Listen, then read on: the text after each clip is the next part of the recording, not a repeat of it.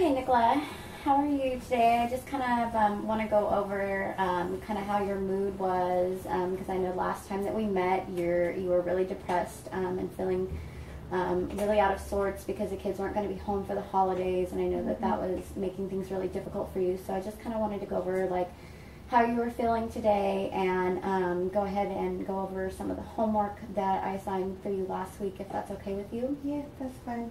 Okay, so why don't you tell me, are you feeling depressed today? Are you feeling okay? I'm feeling a little bit better because I got to see my kids this weekend, and that always like cheers me up, you know. But I know that obviously Christmas is coming up and I'm not going to see them for that, so it's just really hard. So you had a nice visit with them at least to kind of help get you out of that mood. I did. I was even able to take them out for a couple of hours, and so we went to the park, and you know, it was fun. Good, that's good. I know that because of how you're feeling last week, I assigned you to do kind of some journal entries about when you started to feel depressed, you know, what your thoughts were at that point, so we could kind of look at, you know, what was going on, and maybe how we can give you some coping skills to help move you in the right direction and get you out of that depression. Were you able to work on any of that? Yeah, I did work on some. Like there was one day when I couldn't make my visit to the kids, and I started thinking to myself, like, you know, I'm just never going to get them back, and like, you know, the system is against me, and there's nothing I can do about it.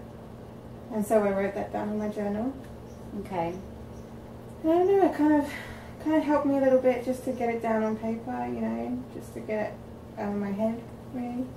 And were you able to look at, you know, how to change those negative thoughts and understand what the negative thoughts were and the behaviors, and kind of change that to maybe something that was a little more positive, and see that, okay, this is, you know, you said that the system's against you.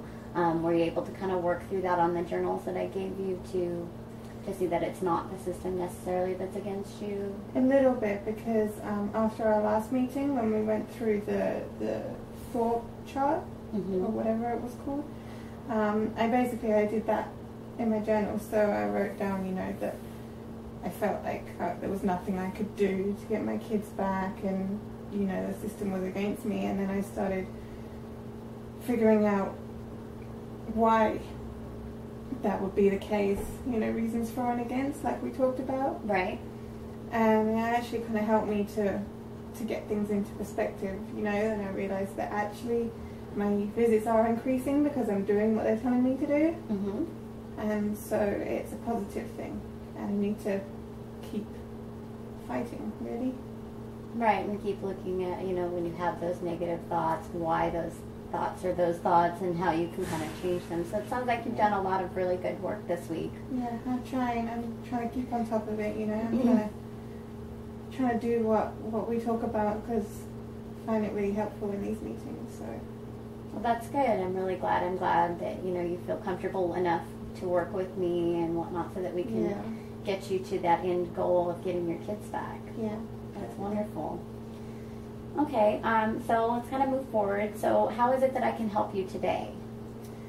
Well, as I said, Christmas is coming up, and I'm not going to really get to see the kids over Christmas, and so I kind of want to work through my feelings towards that, you know, like how do I cope with that, being at home on my own on the holidays, knowing that my kids are out there. Okay, so what goals, like, if you were to put them into like goals, what would be the goals that you want to work towards for this? I guess so that I don't get too depressed over the holidays is one goal. And I want to treat them when I am able to see them, you know, after the holidays. I want to kind of, I don't know, recreate a Christmas a bit later on or something like that. Okay, so have like a late Christmas with them. Yeah. Okay.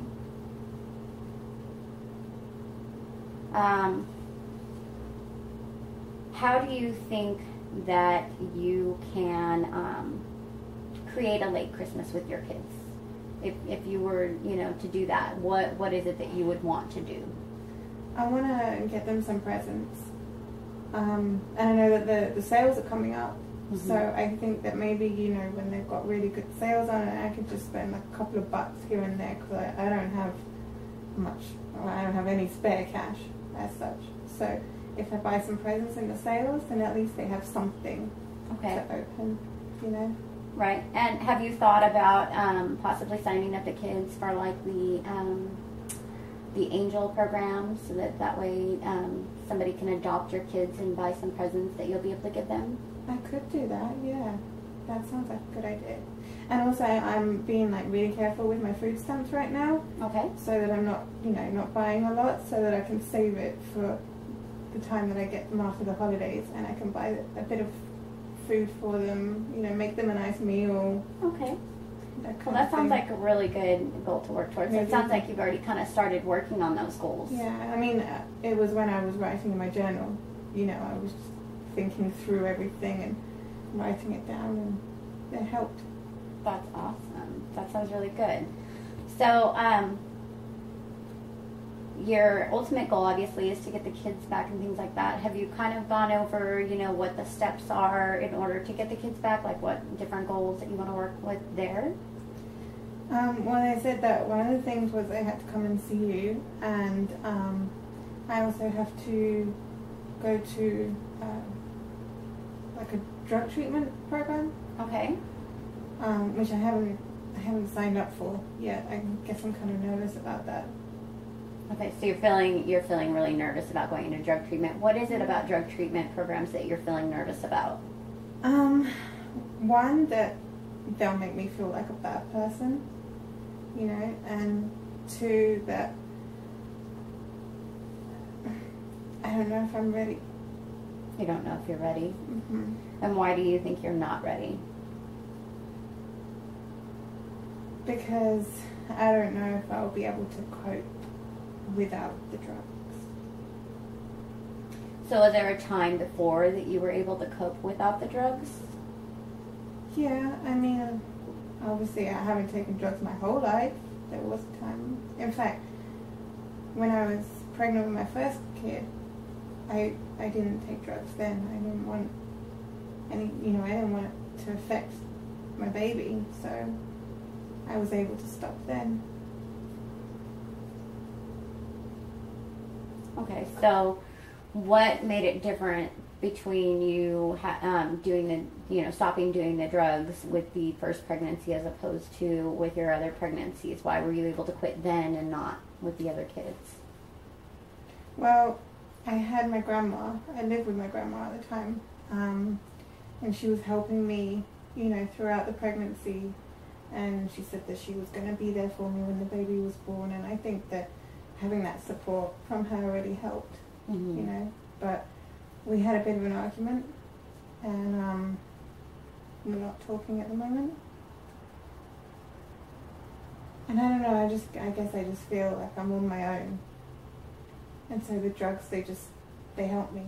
They help me get through the day. So it sounds like you're using the drugs as like a coping mechanism in order to deal with a lot of the feelings that you have. And it sounds like your grandma was a really big support system, and that's really bothering you at this point, not having her. Am I understanding that correctly? Yeah, I'd say that's right. It pretty much sums it up. So maybe a goal would be to repair the relationship with your grandmother. Do you think that that's a possibility? Hopefully. I mean, the argument was kind of my fault, and I haven't apologized, or I haven't really tried to contact her since then. Maybe if I did, then she would forgive me and we could move forward, but... Okay, so can we put down as one of your goals that you're going to try and make contact with your grandmother? Are you ready for that? Yeah, I would like to do that. I really would. Okay. Especially as the holidays are coming up, you know. I'd like to reconnect with her. So why do you say that it was your fault that you and your grandmother are no longer speaking? What happened there? Well, we were arguing about me taking some money from her. Okay. I stole some money out of her purse so that I could get a exactly. So were you high at the time when that happened? When we were arguing, yeah. And I started blaming her, saying that, you know, she wasn't there for me and she didn't understand. And, you know, she's not living my life. She hasn't got a clue what it's like. And I guess that kind of hurt her. Well, you know that, you know, the drug is the problem, that you're not the problem, you know. I mean, we're sitting here and we're talking and things are going really well for us, and you're not using right now. So, do you think that it's possible for you to get clean and just stay, you know, try and stay off the drugs? I want to. I do. I really want to. For my kids' sake. Like, I don't want them seeing that all the time. I don't want them growing up thinking that that's how they should live too, you know? Well, and I just kind of want to point out, like, one of the strengths that you have going for you, if you look back at your first pregnancy, that was a long time to stay clean. You know, there's 40 weeks into pregnancy and you stayed clean that whole time. And a little bit afterwards too. There, see, and that's a wonderful strength that you have. Yeah. So, you know, I think that you need to kind of try and focus on those. Maybe when you're feeling sad and you're writing in your journal and you're doing the homework that, you know, we've been talking about on the thoughts and feelings and things like that, then you can kind of remind yourself, like, hey, you know, I was able to get, you know, clean for this long. I mean, I was clean for a year. And that's a long time. That's really wonderful. That's great. Yeah. I mean, if I've done it before, I guess I can do it again. Yeah, definitely. So I think that we should set some real clear goals. Okay. Just to make sure that you know what direction you're going, because we know that the ultimate goal is to get your children back. So what do you want to work on as that first goal and that step in that direction? Because you have a few of them. You're talking about your making up with your grandmother, so you have the support you need. Talking about getting into drug treatment. You've already obviously done your bit coming to see me, as far as taking a step towards getting your kids back. And you're taking the other steps that they're asking you to, because they're upping your visits. You're getting more time with your children. You said that you wanted to create a late Christmas with your kids, and you're already putting aside money for presents and for things like that. And then we talked about, you know, maybe signing the kids up for the Angel program, which I actually have the forms here today that I can help you with. Yeah. And then just continuing to work, you know, obviously homework-wise in your journal or whatever. But what goal can we, like, I mean, obviously those are all goals, but can you kind of tell me which one is the most important for you? Yeah, I think contacting my grandma is the one that I want to do first. Your number one goal? Yeah, absolutely. And then maybe your number two goal would be? I guess sign up for the drug treatment. Drug treatment. Have you ever been into drug treatment programs before? No. Okay. Oh, but I also want to do the angel thing that you said. Yes. Yeah. I'll help you fill out the forms at the end of the session. Okay. And we'll get those turned in so that you can provide a nice Christmas for your children. Okay. So I kind of just want to talk about maybe assigning some more homework for you for next week. So I'm going to kind of use your goals in that. I want you to go ahead and continue to keep up with the journal and the paperwork that I give you before, to kind of go through and change your negative self-talk to yourself and things like that. But I'd like for you, just this week at least, to reach out to your grandmother and make contact. So let's kind of go over, you know, how you can do that. Okay. What would you like, you know, in making up with your grandma, what do you think that you need to do first? I guess own up to what I did, because I, you know, denied it. I denied stealing the money. So I guess I need to own up to it and apologize. Okay. And have you and your grandmother had previous fights before this that you were able to make up from? Yeah. I mean, she's been like the biggest part of my life. Like, she was always there when I was growing up, and so we've had, you know, our ups and downs, but she's always there for me in the end. That's good. It's really important to have a good support system. And you know I'm here if you need me as well. So if you need to work through those kind of steps too in between, I'll make sure that you have my card and number so that you can use those as well. Okay, great.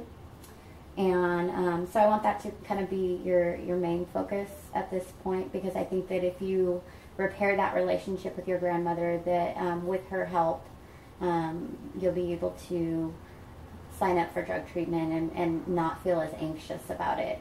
Definitely. And so I definitely want you to use your thought journal as well this week to talk about those feelings when you're working through making up with your grandmother, and maybe, you know, talking about in the journals your feelings of anxiousness and whatnot when it comes to signing up for drug treatment, so we can kind of work through those as well and get you into that drug treatment program.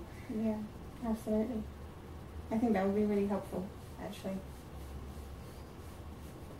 Okay, so I just want to have one more question. So on a scale of 1 to 10,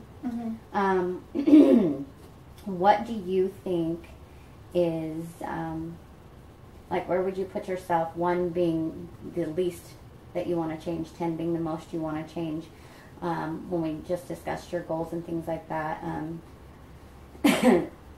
So where do you think you fall on that scale as to changing your life and going into drug treatment? About a 6, because as I said, I want to do it, but I'm scared at the same time. Okay, and what would make you go to a 10? I guess the guarantee of getting my kids back if I did it, and the guarantee that I could be clean for good, you know, and be able to cope with life. Well, you're learning a lot of coping skills in here, and you're doing really, really well towards those. I can already see a big change in your demeanor when you come in to see me. Just from the last time that you were here to this time, I see a much more positive, happy person coming out, and somebody who's really learning to work on their goals and focus on what the important things are that you need to do. But you know, there's no guarantee when it comes to anything drug treatment wise. It really is, it's dependent upon you. And that, you know, relapse is a normal part of life. You know, some people need to relapse several times before they can actually get and stay clean. Yeah. But I think that you're on the right track, and that, you know, you're working really hard towards all those, and those are wonderful strengths that you have. Thanks. All right, so we'll meet again next week then, okay? Okay, great. Okay, Thank you. Okay, well, stops are here. This stop, or is it recording still?